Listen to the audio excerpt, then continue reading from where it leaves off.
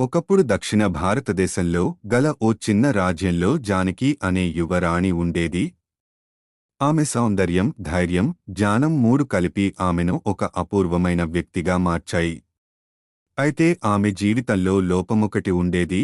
ఆమెకు తన ప్రపంచంలో ఉన్న మాయాజాలం, దుర్గాల మధ్య నిజమైన ప్రేమ అనేది దొరకలేదు. ఒకరోజు ఆమె ప్యాలెస్ గార్డెన్స్లో సంచరిస్తూ ఉండగా రమేష్ అనే పనివాడిని చూసింది. అతడు తోటలో పనిచేస్తున్నాడు, చెట్లు తడిపే పనిలో నిమగ్నమై ఉన్నాడు. అతడి కష్టపడే స్వభావం, నిబద్ధత ఆమెను ఆకట్టుకుంది. మొదటిగా రాణి అతడితో మాట్లాడటం ఎందుకు అంటే అతడి పని విధానం ఆమెను ఆశ్చర్యానికి గురిచేసింది. అలా రోజు రోజుకి వారి సంభాషణలు పెరిగాయి. రమేష్ చాలా సాధారణమైన మాటలు మాట్లాడేవాడు, కాని ప్రతి మాటలో ఓ నిజాయితీ ఉండేది. అతడు కథలు చెప్పేవాడు, తన చిన్నపాటి కుటుంబం గురించి, కలల గురించి, బాధల గురించి. రాణి జీవితంలో అసలు ఎప్పుడూ వినని మాటలు అవి. ఆమె హృదయం మెల్లగా ఆకర్షితమైంది. అది ప్రేమగా మారడానికి ఎక్కువ కాలం పడలేదు.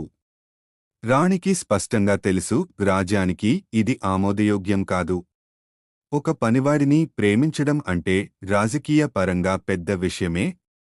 కాని ఆమెకు పట్టింది హృదయం, గౌరవం, నిజాయితీ.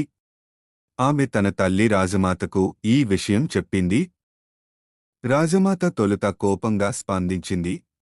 కాని తరువాత రమేష్ను పిలిపించి మాట్లాడింది. అతడి ఆలోచనలు, నమ్మకాలు విన్నాక ఆమె దృష్టిలో అతడంటే గౌరవం ఏర్పడింది. ఆమె రాజనీతికి కొత్త కోణాన్ని అర్థం చేసుకుంది. ఒక మనిషి గొప్పతనం రాజసం వల్ల కాదు, గుణాల వల్ల ఆమె అంగీకరించింది. రాజ్యంలో ప్రకటన వెలువడింది. రాణి జానకి ఓ సాధారణ వర్గానికి చెందిన వ్యక్తిని వరించనుంది. ఆ వార్త విన్న ప్రజలు తొలుత ఆశ్చర్యపోయారు. కొంతమంది నిరసన చెప్పారు, కాని చాలామంది ఆనందించారు. ఎందుకంటే వారికి తెలియజెప్పబడినది నిజమైన ప్రేమకు ఉన్న శక్తిని. వివాహం ఘనంగా జరిగింది. రాణి జానకి పనివాడు రమేష్తో ఒక్కటై ఒక కొత్త యుగానికి నాంది పలికింది. వారి ప్రేమ కేవలం కథ కాదు, మార్పు యొక్క సంకేతం అయ్యింది. రాజ్యానికి అది ఒక ఉదాహరణ. మానవతా విలువలు ఎప్పటికీ రాజసంతోషాల కంటే గొప్పవని చెప్పిన ఈ కథ ఒక నిజమైన ప్రేమకు, ధైర్యానికి, సమానత్వానికి నిలువెత్తు సాక్ష్యం.